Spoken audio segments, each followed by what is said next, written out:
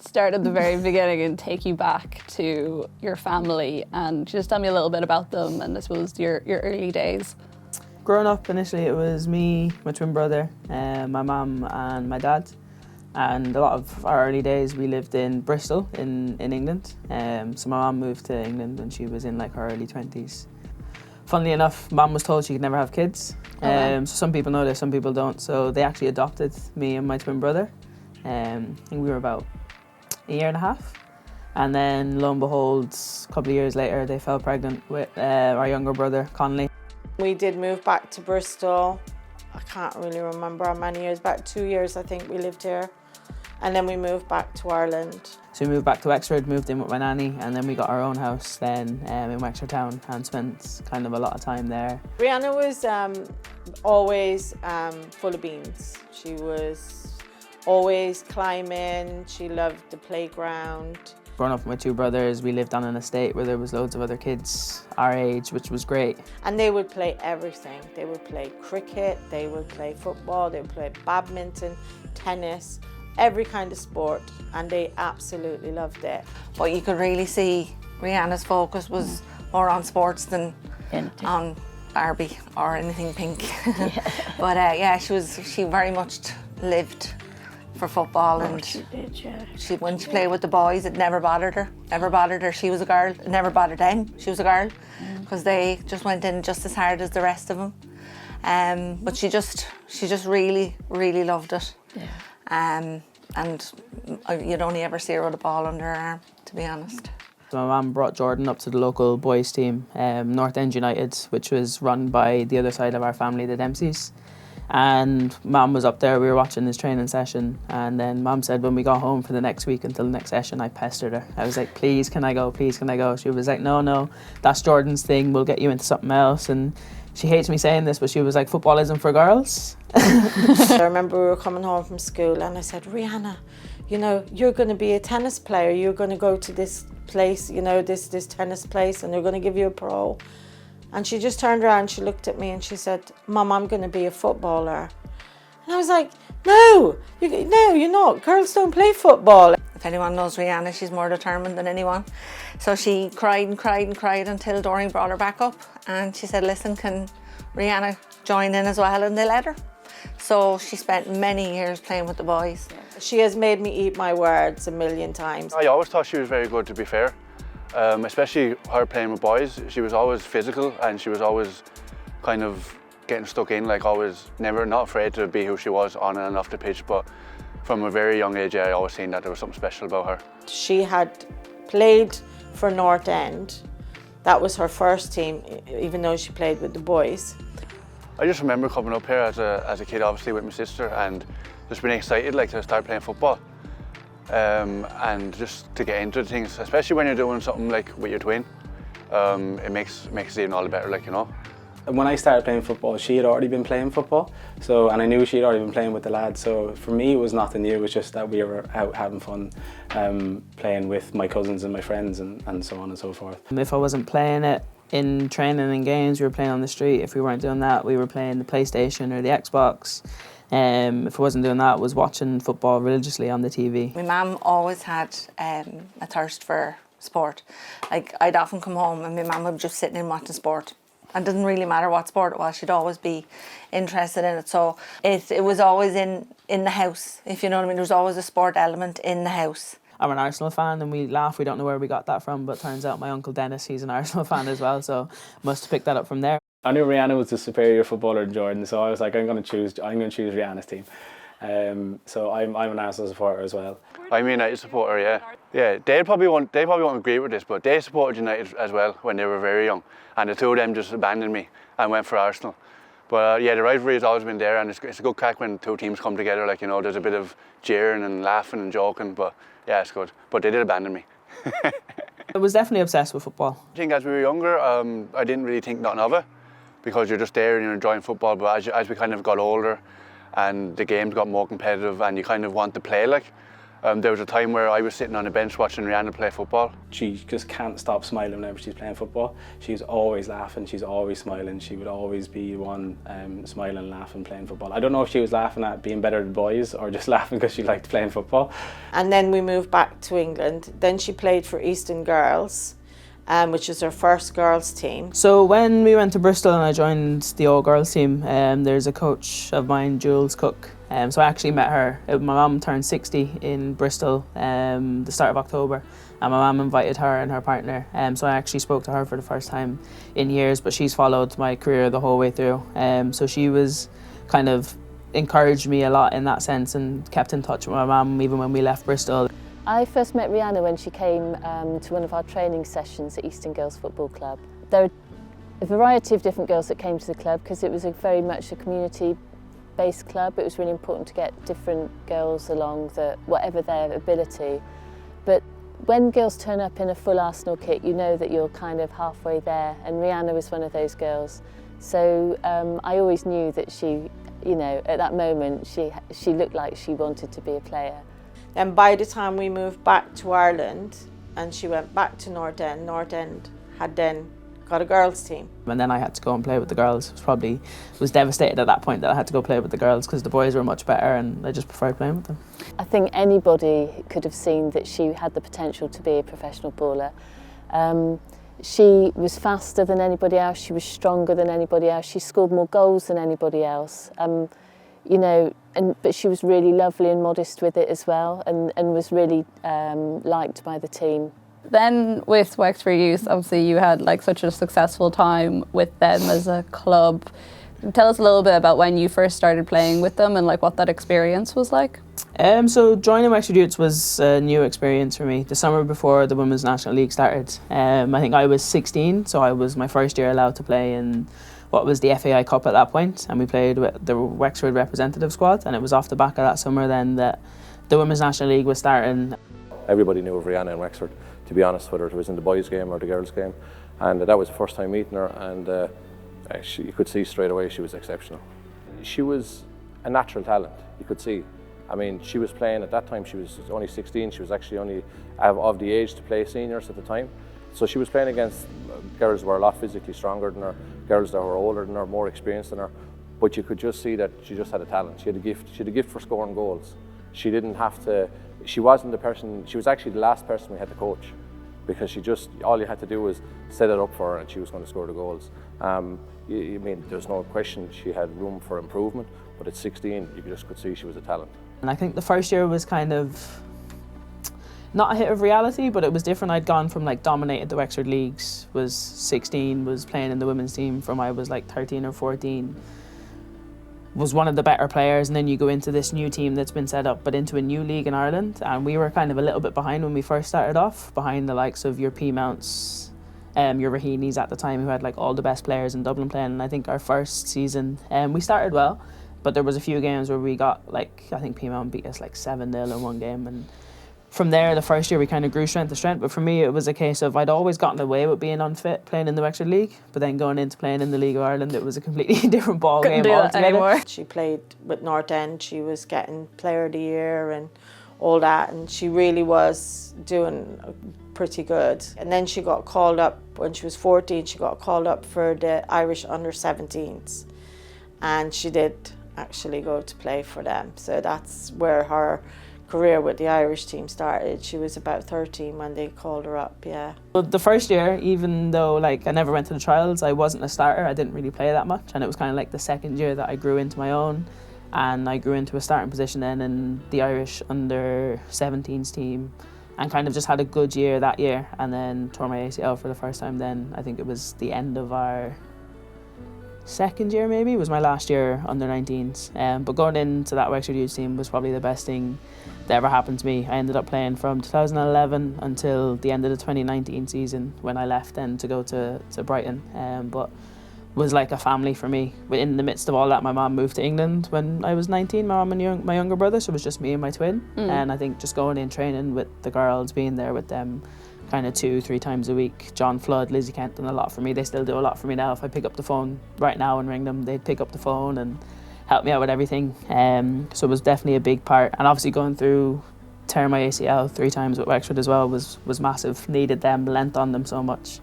And as I said, they're just amazing, everyone that's come through that club and everyone that's still there. When we were going to compete with top teams in Dublin, like the Raheenis, the Peamounts, we knew we didn't have all the talent that was there. But we knew one thing: if you can unify people, if you can join them together, you don't have to have the best 11 people on the field. And we always said culture and communication is king. The main thing in Wexford since 2011, since the Women's National League team was set up, and I was involved as the manager at the time, we always said family was the most important thing. She just went from strength to strength with the Wexford team. It was a wonderful team. I mean, the girls, they were absolutely fantastic. It was like a family. She would have to go and train with the Irish team and the Wexford team. I was involved in the Irish setup from I was 14 or 15, I think was the first time I was called in, and before that, like, I never knew that Ireland had a women's team. Women's side have had incredible success at underage levels. What was that like for you at such a young age, going to compete at such a major tournament and doing well? I think for us it nearly became the norm, because I remember when we first went up for that trial, it was Noel and Harry were our managers, and we were on the pitch, or we were in a meeting, and they were like, why is everybody here? And we're all looking at each other like 15, 16-year-olds. We're like, play for Ireland. He was like, no, why are we here? And from that first day, they were like, we're here to win a medal. We're here to win a European medal. And we did. We ended up finishing second in Europe, got beaten on penalties by Spain, but by finishing second, it allowed us to qualify for the World Cup a couple of months later, and it was just unbelievable that whole way through. Something that I'll never forget. At the end of the day, whether she plays on the street or she plays for Ireland, she'll always make you proud, and it was a huge, huge, huge moment. It was in the junior squads when she was picked up, and it was like, when Dorian told me, I just remember going, oh, really? Like, as in, really? She was like, yeah, because I knew she was good enough, but you know yourself when you come from a small town, and you kind of think to yourself, who will ever see her to know how good she is, but my God, they know, and there's plenty of scouts out there looking for them all days of the week. I think even looking back on that squad and the Irish teams, and even every Irish team to date, it's like you pride yourself on hard work and being hard to beat, and the rest will follow. And our team was definitely like that. Once we became hard to beat and then focused on the football, then we didn't lose very many games, and then those that we did lose, I think we beat Germany in the semi-final, and that was the first game that they'd lost at under-17 level for a long, long time. What was the experience like, getting the call to say that you were getting your first senior cap?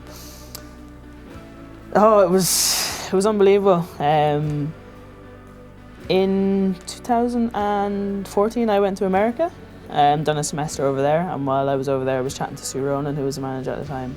And she was like, we want to bring you into a training camp in the January. Are you home for Christmas, whatever? And that was fine. So I ended up being called into the senior team for the first time then, that January, when I came back from America. Unfortunately, tore my ACL again in my first game. Then my second game back with the Irish team, tore my ACL again. So those, as fond the memories they are, they're great. But I think for me, the best feeling was being called back in under Colin Bell in 2018. So it was obviously coming off the back. Went to the World Student Games with him in 2017. And then he called me into the senior team in 2018 and kind of went from there. And I think for me, that was probably an unbelievable feeling, because it was off the back of my 3 ACLs. It'd been a point, as I said, where I didn't know whether I wanted to play. When I really realised how determined she was that first ACL injury. Like, I always knew she would excel in anything she did, but this was something that was the first real speed bump in her career. There was no way she was giving up football, and she was going to do whatever she had to do.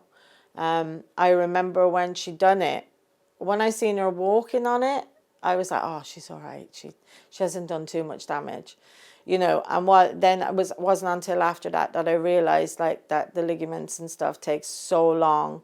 You know, I couldn't believe when they said, oh, she was going to be 12 months out. We had a few tough conversations over the times that she was injured, and it was very difficult to see her in that kind of state. As a mother, it was hard for me because I knew how she felt about football. And although it was in my head, I never really said, you know, is this the end? Is this it, you know? I knew if anyone could pull through it, that it would be her, because her mentality is just so elite, so much different than anyone else's, that if anyone was going to go through it, it would be her. And she's done it over and over again. You know, to do it once and come back is hard enough. But to do it 3 times, well, 4 times now, it's just crazy. I just don't know where she gets her strength from. When she got back into it and she got back into the Ireland team again, I was just like, this she's an alien. Like, she's an absolute alien.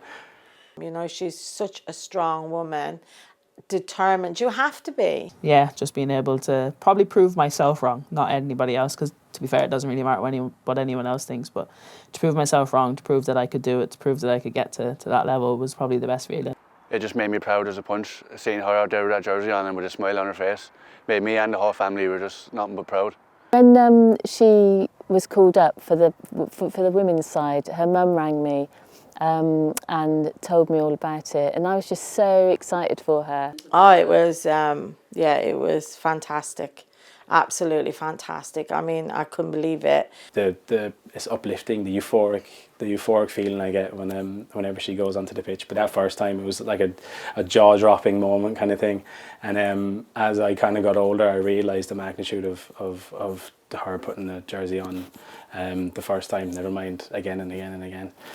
That's my sister. When we seen her play for the first time, I can remember it like it was yesterday. She was so young, wasn't she, Mum? So young. She was so young she didn't even have her bun. That's how young she was. She was bunless. And I don't think you will ever see Rianna without a bun. But and what you call it, at the end of the match, they had won the match, and she was able to on the pitch, and she seen where we were, and she ran up all the steps to all of us, the whole lot of us, as the whole family was up there to see that. But it was a game in Tala that she played in, and she was so delighted to be on the field. That was Rianna. Rianna wants to play for her country, but she wants to play football.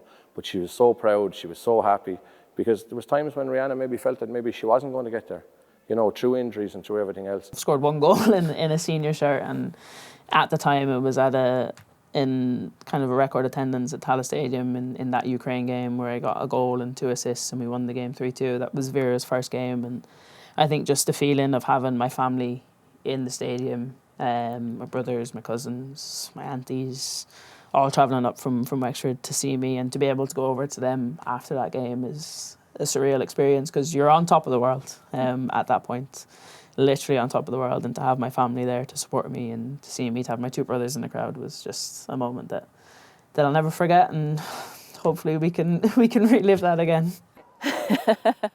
Well, you know, I have to say that she probably could have chosen to play for England, you know, if her sort of player pathway had been different. But I've got a bit of Irish in me, you know, so I'm all happy with her representing Ireland. Everybody wants their own to do well, and you know, while you're looking at players from different counties and different areas in Ireland, it's great because they're wearing the green jersey. But when it's one of your own, I mean, I can remember when it happened, and in Wexford, and people were talking about it. I mean, it was just, and you know, you feel like it's a privilege that you were working with her at the time, and now when you see how she's developed and how she's grown, I mean, it's a privilege to see any player getting it. But Rianna was special in Wexford because she's just so well known, and she always has time for everybody. That was the big thing with Rianna. Rianna's a superstar, but she doesn't act like a superstar. Especially in the World Cup, being a starting striker for Ireland in the other games is one thing, but in the World Cup, I think, well, me and my mum are very emotional people, so I'll probably just bawl or cry, to be honest with you. But if I was be able to watch her in the World Cup, and even if her to step on the pitch, it would be unbelievable. Just euphoric ×2, I'd say. It's better than being Tala, especially if it's in Australia. Yeah, I'm just excited. I'm just excited to have her back, obviously, just around in general. But I can't wait to be able to see her play on a regular basis again. And I think that's exactly what she needs at the moment, is just to get back playing, get back enjoying the game, get back in around her family. And yeah, I think she'll just push on from here again. Oh, she deserves it. You know, she really deserves it. I think it took them so long to make up their mind over in. Now, maybe it's wrong, I don't know much about it. But she's coming out of injury now anyway, Mum. Yeah, she's come up from England now. They've got to be here with us. That's been something. I remember when she was young as well, and it was World Cup fever. I'm not sure what year it was, but Ireland had, I think, we got in, And every child wanted an Irish jersey, and I had 3 of them, mine, so I tried to save the money up to get them a jersey each. And they all went down and they got their jerseys, and we got Keane put on the back. I'm not sure if that was Robbie or Roy, but it was one of them anyway. There was Keane on the back. So on the Saturday, Rianna said to me, "Mum, can I take my jersey down and get my name on it, or get the name on it?" And I said, "Yeah, of course you can." I give her the money. And she went down, and when she come up, she took it out. And when she took it out, it had Jarrett on the back. So if that wasn't an omen, I don't know what was. And Connolly actually wore that same jersey that same night in Tallow when she went on. He had her jersey that she bought with Jarrett on, put Jarrett on the back. Everybody else had Keane, she had Jarrett on the back.